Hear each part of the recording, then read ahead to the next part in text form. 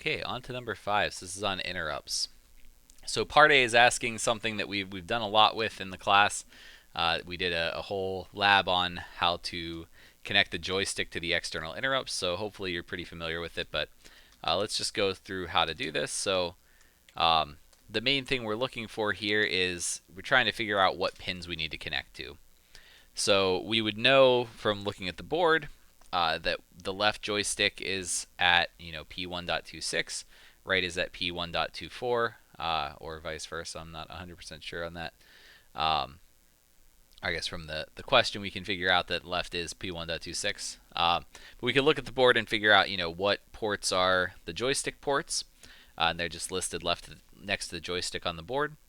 And then we have to figure out what pins are the int pins. So this is basically saying we want to have the value from the circuit for the joystick be connected to the value that the interrupt is going to take. The interrupt is going to kind of let, it's an input, so it's going to let the other device change its value. And that means that we want to connect up a wire, from the joystick pins to the pins for the interrupts. So I'm looking at pin select 4 here, which is where this happens to be located. And we can see that the function when 0, 1 for these pins, these bits of pin select 4, allows us to change this from a GPIO port to an interrupt. And that makes the necessary changes in hardware so that, or sets the correct muxes, things like that, to ensure that this is actually being used as an interrupt rather than just as a standard input-output GPIO pin. So it looks like here we can see that the pin name, that's what corresponds to the actual position on the board. So 2.10 is EINT0, 2.11 is EINT1. That means if we connect wires from 126 to 210 and 124 to 211, we'll be able to trigger an external interrupt when the user uses left and right on the joystick. Next, we're looking for C code to initialize EINT1 with the proper mode and polarity to generate interrupts when the joystick is moved to the right. So the first thing is setting pin select. So we want to make sure that we get this EINT1 set up properly. So I get the address of pin select 4 just from the top of the chart here. Put that into a pointer that's a volatile unsigned int star. And then I'm going to modify the 2 bits. So I want it to be 0, 1, so that it is EINT1 for these 2 bits, bits 22 and 23. So 23 is going to be 0, 22 is going to be 1. So I'm going to OR in 1 shifted by 22, and then I'm going to AND that with the negation of 1 shifted by 23. So that ensures that bit 21 is set to 1, bit 23 is set to 0. So that's pin select 4.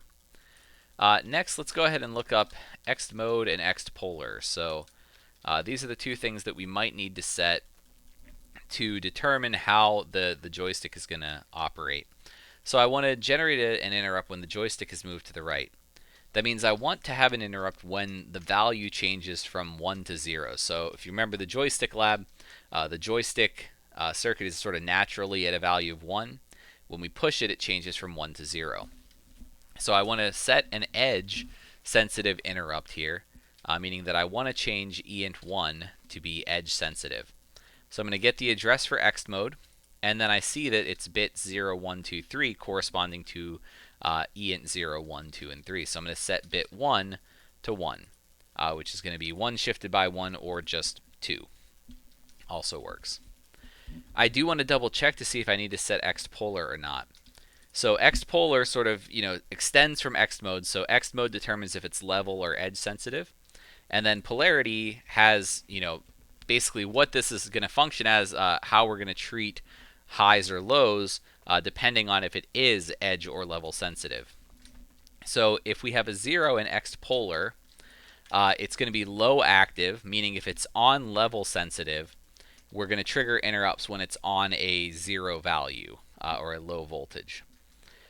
Or it's falling edge sensitive. So if it is edge sensitive, which is what we selected for this because we want to detect when it changes, then it's going to be falling edge sensitive, meaning going from a high to a low or a 1 to a 0. So that's actually what we want. We want to be able to detect when the joystick changes from a 1 to a 0 here. And so I'm just going to leave Ext polar as 0. I'm not actually going to put this into the code.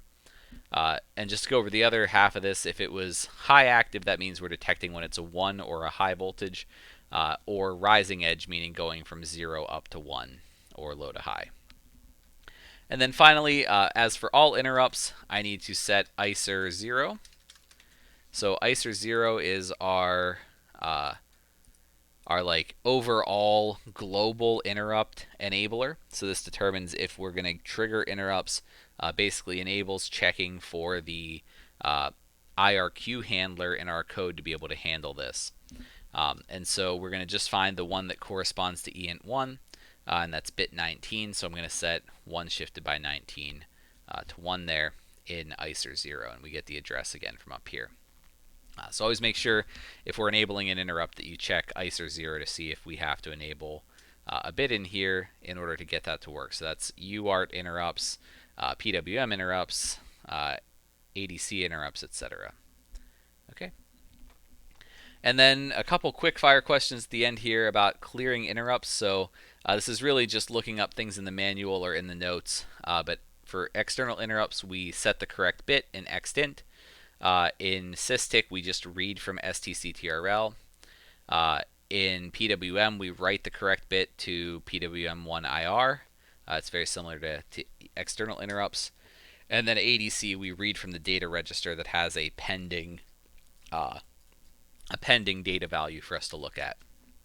So it's just really to understand kind of here that different types of hardware will handle interrupts in a different way. We just need to know exactly how we unset those interrupts.